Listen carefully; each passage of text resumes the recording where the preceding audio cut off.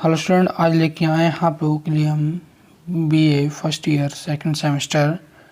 बेटा आपका जो सब्जेक्ट है वो क्या है आपका जियोग्राफी।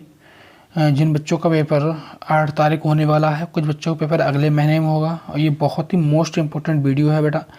यदि आपने जियोग्राफी की प्लेलिस्ट नहीं देखी है और वीडियो नहीं देखी तो प्लेलिस्ट में जाके देख लो, जाके सारी की सारी वीडियो बहुत इंपॉर्टेंट है बेटा। सही है, यदि आप ये सभी वीडियो देख लेंगे मैं गारंटी लेता हूँ कि 95% से आपकी कम नहीं बनेंगे यदि आप सब वीडियो देख लेते हैं तब। प्लीज़ चलिए friends, please subscribe my YouTube channel study 99 तक। प्लीज़ बच्चों आप चैनल को सब्सक्राइब कर दीजिए, जिससे हमें भी थोड़ी हिम्मत मिलती है। चलिए बिना देरी किए हम वीडियो को स्टार्ट करते हैं और इसमें बहुत ही मोस्ट इम्पोर्टेंट आपके 20 क्वेश्चन हैं। 20 क्वेश्चन हैं, बहुत ही ज़्यादा इम्पोर्टेंट है बेटा। सही है, चलिए हम आगे देखते हैं। क्वेश्चन नंबर 1 देखते हैं हमारा क्या है। क्वेश्चन नंबर हमारा 1 है हमारा ऑस्ट्रेलाइड प्रजाति का निवास क्षेत्र है। जो ऑस्ट्रेलाइड प्रजाति है इसका निवास क्षेत्र कौन सा है। कहने का मतलब ये है कि अफ्रीका में सूडान तथा गिनी तट पर है, श्रीलंका एवं फिलीपींस, उत्तरी एवं दक्षिणी यूरोप, ऑस्ट्रेलिया, ब्राज़ील एवं दक्षिणी भारत। तो बेटा जो ऑस्ट्रेलाइड प्रजाति का जो निवास क्षेत्र है वो बेटा आपका ऑस्ट्रेलिया, ब्राज़ील एवं दक्षिणी भारत। ऑप्शन नंबर 4 इसका राइट आंसर होगा, ऑस्ट्रेलिया, ब्राज़ील एवं दक्षिणी भारत। चलिए क्वेश्चन नंबर हम सेकंड देखते हैं। हमारा सेकंड है, निम्न में से कौन सा वर्ग टेलर द्वारा वर्गीकृत प्रजाति का वर्ग नहीं है। तो नेग्रो नहीं है, होमो सैम्पियन नहीं है, ऑस्ट्रेलाइड नहीं है, मंगोलियन नहीं है। तो बेटा इसका जो राइट आंसर होगा आपका वो होगा होमो सैम्पियन। ऑप्शन नंबर सेकंड इसका राइट आंसर होगा होमो सैम्पियन।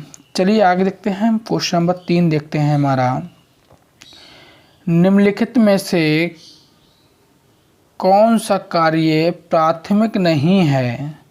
निम्नलिखित में से कौन सा कार्य प्राथमिक नहीं है। कृषि, खनन, उद्योग। सही है, उद्योग। और नीचे का ऑप्शन दिया हुआ है आखेट। कृषि, खनन, उद्योग और आखेट। सही बेटा, तो इनमें से जो कार्य प्राथमिक नहीं है वो बेटा उद्योग जो है वो प्राथमिक कार्य नहीं है। ऑप्शन नंबर 3 इसका राइट आंसर होगा। चलिए आगे देखते हैं। क्वेश्चन नंबर हमारा 4 रहेगा। क्वेश्चन नंबर 4 है, रसेल तथा निफेन ने कितने सांस्कृतिक परिमंडलों का उल्लेख किया है। तो बेटा 4 का किया है, 8 का किया है, 7 का किया है या 6 का किया है। तो बेटा इसका राइट आंसर होगा वो होगा 7 का। 7 परिमंडलों का उल्लेख किया है। कितने का बेटा 7 सांस्कृतिक परिमंडलों का उल्लेख किया है किसने, रसेल तथा निफेन ने। चलिए क्वेश्चन नंबर हम बेटा 5 देखते हैं। भारत के किस राज्य में समतल छत वाले घर पाए जाते हैं। तो मैदानों में पाए जाते हैं, पहाड़ी क्षेत्रों में पाए जाते हैं, समुद्र तटीय क्षेत्रों में पाए जाते हैं या मरुस्थलों में पाए जाते हैं। तो बेटा भारत के अंदर जो मैदानों में होते हैं वो क्या बेटा मैदानों में समतल छत वाले घर पाए जाते हैं। कहाँ बेटा मैदानों में समतल छत वाले घर पाए जाते हैं हमारे। चलिए आगे देखते हैं। क्वेश्चन में बेटा हमारा 6 रहेगा कि निम्न में से किस प्रकार की बस्तियां सड़क, नदी या नहर किनारे होती हैं। तो बेटा वृत्ताकार होती हैं, रेखीय होती हैं, चौकपट्टी होती हैं या वर्गाकार होती हैं। तो बेटा जो सड़क, नदी या नहर के किनारे जो भी बस्तियां होती हैं वो बेटा रेखीय कार होती हैं। कैसी होती है बेटा रेखीय कार होती हैं। ऑप्शन नंबर 2 इसका राइट आंसर होगा रेखीय कार। चलिए आगे क्वेश्चन नंबर 7 देखते हैं। निम्न में कौन सी एक आर्थिक क्रिया ग्रामीण बस्तियों की मुख्य आर्थिक क्रिया है। तो बेटा प्राथमिक है, द्वितीयक है, तृतीयक है या चतुर्थक है। तो बेटा जो आर्थिक क्रिया जो बेटा है ग्रामीण बस्तियों की मुख्य जो आर्थिक क्रिया होती है वो बेटा कौन सी है आपकी द्वितीय की क्रिया है। कौन सी बेटा? द्वितीय क्रिया है। ऑप्शन नंबर सेकंड इसका राइट आंसर होगा। चलिए आगे देखते हैं। क्वेश्चन नंबर हमारा 8 रहेगा। क्वेश्चन नंबर 8 है, कौन सामाजिक भूगोल का उपक्षेत्र नहीं है? सामाजिक भूगोल का उपक्षेत्र नहीं है। लिंग भूगोल, सांस्कृतिक भूगोल, सैन्य भूगोल या चिकित्सा भूगोल? तो बेटा सामाजिक भूगोल का उपक्षेत्र जो नहीं है वो बेटा कौन सा? चिकित्सा भूगोल जो है वो उपक्षेत्र नहीं है, उपक्षेत्र नहीं है। चलिए आगे देखते हैं। क्वेश्चन में बेटा हमारा 9 रहेगा। क्वेश्चन बेटा हमारा 9 है, मानव भूगोल क्रियाशील मानव और अस्थायी पृथ्वी के परिवर्तनशील संबंधों का अध्ययन है। ये किसने कहा है? तो बेटा रिटर ने कहा है, रेड जेल ने कहा है, कुमारी सैंपल ने कहा या टेलर ने कहा है?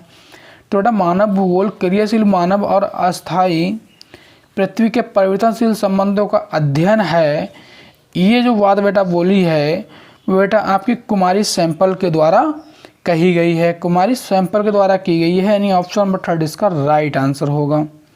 चलिए हम आगे देखते हैं। क्वेश्चन बेटा हमारा 10 है कि निम्नलिखित में से कौन विद्वान मानव भूगोल से संबंधित नहीं है? तो बेटा सैंपल मानव भूगोल संबंधित नहीं है। ये हैं आपके रेड जेल नहीं है, बर्टैड रसेल नहीं है या हंगटन नहीं है। तो बेटा इसका जो राइट आंसर होगा वो होगा आपका बर्टैड रसेल। ऑप्शन नंबर 3 इसका राइट आंसर होगा बेटा। चलिए क्वेश्चन में हम 11 देखते हैं। निम्नलिखित में से कौन से मानव भूगोल का उपागम नहीं है? मानव भूगोल का उपागम नहीं है। क्षेत्रीय भिन्नता नहीं है बेटा, स्थानिक संगठन नहीं है, मात्रात्मक क्रांति या अन्वेषण और वर्ण नहीं है। तो बेटा जो मानव भूगोल का उपागम नहीं है वो बेटा आपका कौन सा? मात्रात्मक क्रांति नहीं है। क्या बेटा? मात्रात्मक क्रांति नहीं है। ऑप्शन नंबर 3 इसका राइट आंसर होगा। चलिए हम आगे देखते हैं। क्वेश्चन नंबर हमारा 12 है, निम्न में से कौन सा अधिवास का प्रकार नहीं है? निम्न में से कौन सा अधिवास का प्रकार नहीं है? तो बेटा एकांकी नहीं है, तो बेटा एकांकी नहीं है, खंडित नहीं है, अपखंडित नहीं है। चौथा है बेटा आपको संयुक्त नहीं है, संयुक्त सही बेटा। तो इसका जो राइट आंसर होगा वो बेटा आपका क्या होगा? संयुक्त होगा। क्या होगा बेटा? संयुक्त इसका राइट आंसर होगा। चलिए हम आगे देखते हैं। क्वेश्चन में हमारा 13 रहेगा, किसी नदी, नहर या सड़क के किनारे बसे अधिवास कहलाते हैं? तो बेटा इससे पहले हम ये क्वेश्चन करा चुके हैं। क्या करा है बेटा? रेखीय अधिवास होते हैं। कौन से होते हैं बेटा? ये रेखीय अधिवास होते हैं। अभी इससे पहले क्वेश्चन एक आ गया था बेटा, सही है। तो कौन से रेखीय अधिवास होते हैं बेटा? ऑप्शन नंबर 2 इसका राइट आंसर होगा, रेखीय अधिवास होते हैं। ये क्वेश्चन बेटा रिपीट हो गया आपका, रिपीट हो गया बेटा, सही है, रिपीट हो गया आपका ये क्वेश्चन। चलिए क्वेश्चन नंबर बेटा हम 14 देखते हैं। चलवासी पशुचारण को क्या कहा जाता है? जीवन निर्वाहक अर्थव्यवस्था कहा जाता है, विस्तृत निर्वाहक कृषि, व्यापारिक पशुपालन अर्थव्यवस्था, व्यापारिक डेयरी कृषि? तो बेटा इसका जो राइट आंसर होगा आपका, इसको राइट आंसर होगा वो जीवन निर्वाहक अर्थव्यवस्था कहा जाता है। चलवासी पशुचारण को क्या कहा जाता है बेटा? जीवन निर्वाहक अर्थव्यवस्था कहा जाता है। चलिए क्वेश्चन नंबर हम 15 देखते हैं। क्वेश्चन बेटा हमारा 15 है, कॉस्मॉस ग्रंथ के लेखक हैं? तो बेटा ये जो कॉस्मॉस है इसका जो बेटा वैसे अगर हिंदी में अगर हम अर्थ देखें तो इसका अर्थ होता है बेटा ब्रह्मांड होता है। क्या होता है बेटा? ब्रह्मांड इसका हिंदी का मीनिंग होता है। तो बेटा इसके जो लेखक हैं बेटा कौन है आपके? हमबोल्ट हैं। कौन है बेटा? हमबोल्ट। ऑप्शन नंबर 1 इसका राइट आंसर होगा, हमबोल्ट, सही है। क्वेश्चन नंबर 16 है बेटा हमारा, एर्दकुंडे किसकी रचना है? तो बेटा एर्दकुंडे जो रचना है क्या बेटा वो हमबोल्ट की है, कार्ल रिटर की है, ब्लॉस की है या रेड जेल की है? तो बेटा एर्दकुंडे जो रचना है वो बेटा किसकी है? कार्ल रिटर की है। किसकी है बेटा? कार्ल रिटर की है। Carl Ritter, option number second इसका राइट आंसर होगा, कार्ल रिटर की। चलिए आगे देखते हैं। क्वेश्चन में बेटा हमारा 17 रहेगा, किस सांस्कृतिक हृदय स्थल में माया संस्कृति विकास हुई है? तो ब्रत अफ्रीका, सिंधु घाटी, मध्य इंडीज या मध्य अमेरिका। तो बेटा सांस्कृतिक हृदय स्थल में माया संस्कृति विकासित हुई है बेटा मध्य अमेरिका में हुई है। कहाँ हुई है बेटा? मध्य अमेरिका में हुई है। ऑप्शन नंबर 4 इसका राइट आंसर होगा, मध्य अमेरिका। चलिए क्वेश्चन नंबर 18 देखते हैं। विश्व के 4 महासमूहों में सबसे कम जनसंख्या वाला महासमूह कौन सा है? तो बेटा एशियाई महासमूह सबसे ज़्यादा जनसंख्या निवास करती है इसमें। दूसरा यूरोपीय महासमूह, अमेरिका महासमूह, लेकिन जो अफ्रीका महासमूह जो बेटा है आपका, इसमें सबसे कम जनसंख्या वाला महासमूह कौन सा बेटा? अफ्रीका महासमूह है आपका। सही, तो ऑप्शन नंबर 4 इसका राइट आंसर होगा।